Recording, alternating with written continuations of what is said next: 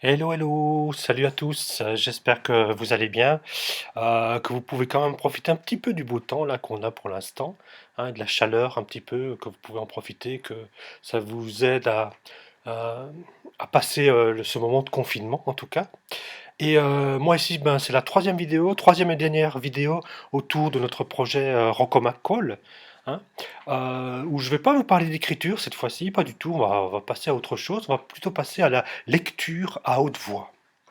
Alors, je vous entends d'ici, certains d'entre vous en tout cas, dire: «Quoi, lecture à haute voix? Non, non, non, je déteste ça», et cetera. Pas de panique, pas de panique. Moi, j'ai essayé de réfléchir un petit peu à comment vous faire emprunter ces chemins-là de la lecture à haute voix.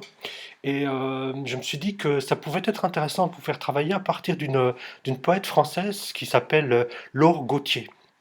Alors, Laure Gautier, c'est une fille qui s'intéresse beaucoup au rapport entre texte et musique, texte et ambiance sonore, texte et situation dans lesquelles on lit à haute voix. Ok. Alors, je vous ai mis un lien dans la description de la vidéo, un lien qui vous permettra d'aller voir un petit peu, d'aller écouter des extraits de ce qu'elle appelle ces transpoèmes. Alors, les transpoèmes de Laure Gautier, c'est quelque chose en fait de très très simple dans leur principe, hein. Laure prend un de ses textes, un extrait d'un de ses livres, un extrait d'un de ses textes, de 10 lignes par exemple, elle choisit 10 lignes, et puis avec ces 10 lignes-là, ben, elle lit ces 10 lignes-là dans des contextes différents, dans des situations différentes, hein. Et Laure dit que, en fait, si tu prends 10 lignes, que tu les lis par exemple la nuit dans une cave, eh ben, la manière dont tu vas lire va être influencée par la situation où tu vas lire. Influencée par le fait que c'est la nuit, que c'est dans une cave, par exemple.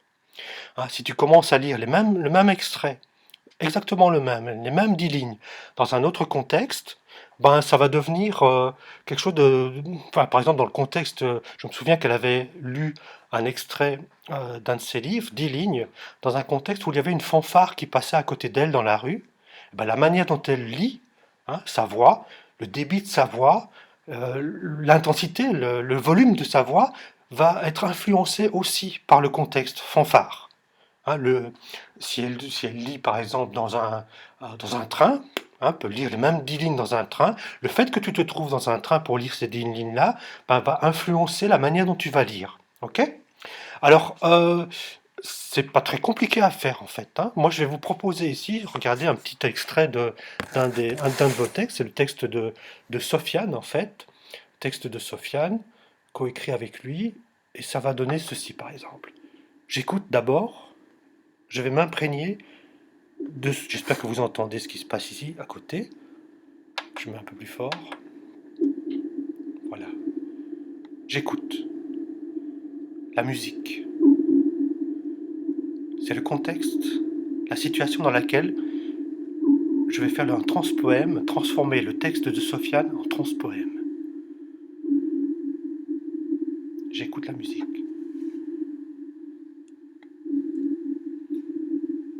Je m'imprègne de l'ambiance. Et je commence à lire. Les 10 premières lignes, même pas, peut-être 5 lignes. Voilà.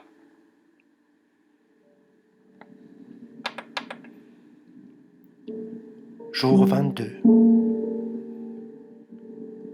Aujourd'hui, le soleil me gratte. Des bruits me grattent. Je monte et descends des escaliers. Une route s'étale derrière une fenêtre. Des chats apparaissent puis disparaissent. J'aime leur air perdu. Je ne pense qu'à monter et descendre des escaliers. C'est mon souhait. C'est mon désir du jour. Alors je fais ce que je pense. Je remonte et redescends des escaliers. Je fais des bruits de pas. C'est 8 fois de suite. C'est sans raison. Ma mère se demande ce que je fais.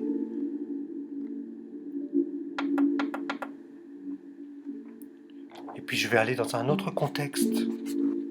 dans une autre situation, en me disant que probablement, comme Laure le signale, ben, probablement euh, ça va influencer la manière dont je lis. Je vais descendre, pas dans la cave, mais juste me mettre dans l'escalier de la cave. Oh, oh. On va voir ce que ça va donner.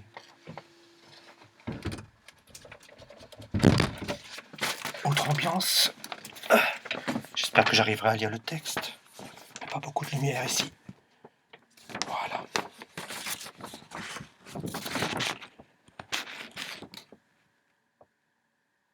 Jour 22.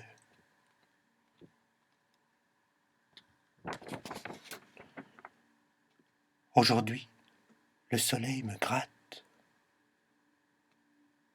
Les bruits me grattent. Je monte et descends des escaliers. Une route s'étale derrière une fenêtre. Des chats apparaissent puis disparaissent. J'aime leur air perdu.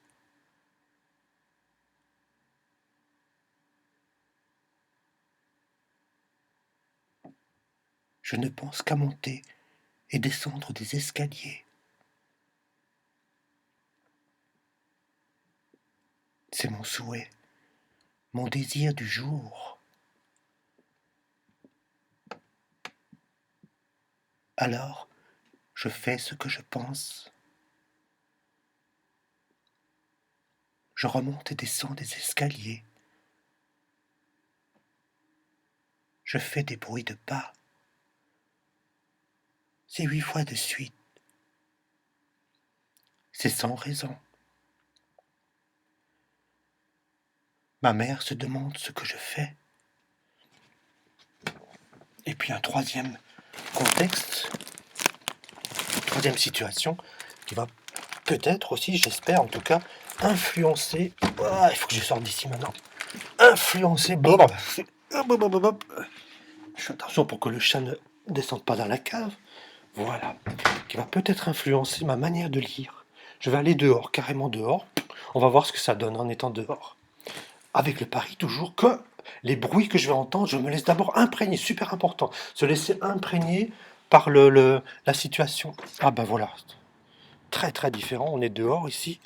Voilà, je m'installe ici. Et là, oh, ça va être plus facile pour lire. En tout cas, je vois nettement mieux le texte. Je m'installe. Voilà, j'écoute le contexte, la situation. C'est le jardin, le bruit du jardin. Et c'est parti.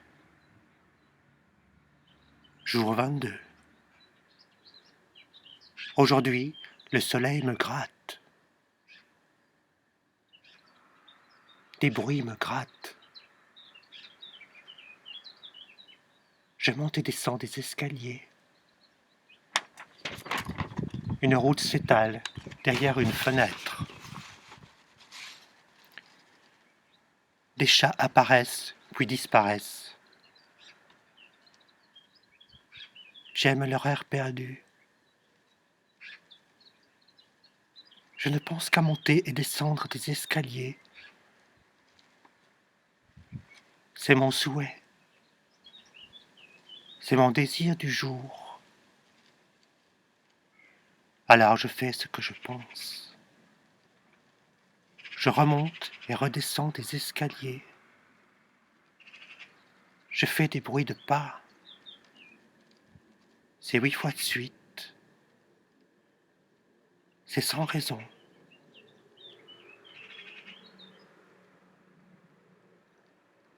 Ma mère se demande ce que je fais.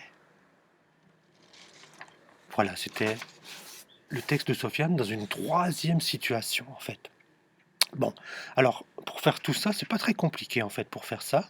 Moi, ce que je vais vous demander, c'est de faire, un peu comme je viens de faire, trois situations, lire 10 lignes, je vais dire, de vos textes, hein, de votre texte, lire 10 lignes, euh, dans trois situations différentes.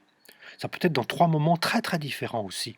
Moi, j'ai fait ici pour le texte de Sofiane, j'ai lu dans trois situations, enfin dans le même moment quasiment, hein, dans la foulée l'un de l'autre. Mais vous pouvez faire, je sais pas moi, choisir heu de lire, votre texte une fois le matin, une fois dans l'après-midi, une fois dans la nuit, aujourd'hui, dans 2 jours la deuxième situation, la dans 3 jours la troisième situation, c'est comme vous voulez, hein.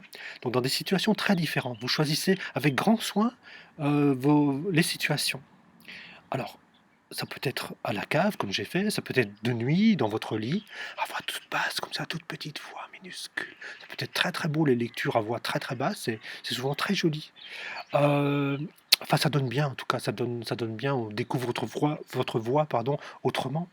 Ça peut être aussi dans un environnement très bruyant à côté de je ne sais pas, par exemple, chez vous, votre voisin ou bien chez vous, quelqu'un est en train d'utiliser, une foreuse par exemple, une foreuse, ben voilà, vous lisez à côté, hein, et vous essayez qu'on entende votre voix, hein. C'est surtout ça qui est important, c'est qu'on entende votre voix.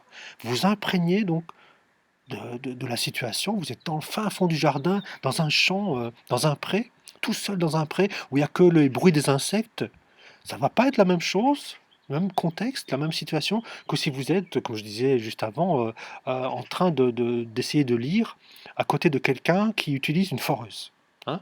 Donc vous n'allez pas lire de la même façon du tout, normalement.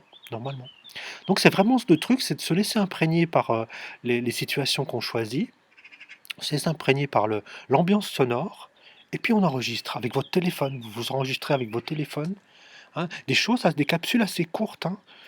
Ça va faire, je sais pas moi, peut-être 2 minutes grand maximum. C'est vraiment un très grand maximum, 2 minutes, pas plus. 2 minutes pour la première capsule, grand maximum. Puis vous allez dans une autre situation, vous choisissez un autre contexte, une autre situation, 2 minutes grand maximum, vraiment grand maximum et une troisième fois, voilà, OK. Même chose, vous choisissez avec soin votre situation, vous laissez imprégner par l'ambiance sonore qu'il y a autour de vous et puis tac, vous vous enregistrez, heu, sans trop réfléchir à ce que vous faites, juste se laisser écouter la situation, écouter l'ambiance sonore, hop et votre voix, c'est votre texte, votre voix, c'est quelque chose qui vient rajouter une petite couche en plus à cette situation-là. Voilà. Une fois que vous avez fait ça, ben, vous nous transmettez à madame Lefebvre et à moi, vos capsules sonores, hein. On va voir une fois que de quelle manière c'est le plus simple pour vous, techniquement parlant de nous l'envoyer. Vous nous l'envoyez, nous on va transmettre ça aux réos, hein, à l'autre classe et les réos, ben, ce sera leur part de boulot à eux maintenant, hein. Ils auront, vos textes, ils auront, votre, vos voix, sur une partie de vos textes, lisant une partie vous donc lisant une partie de vos textes, un extrait et avec ça, bah, tu as eu de faire le taf maintenant, à eux de faire le boulot.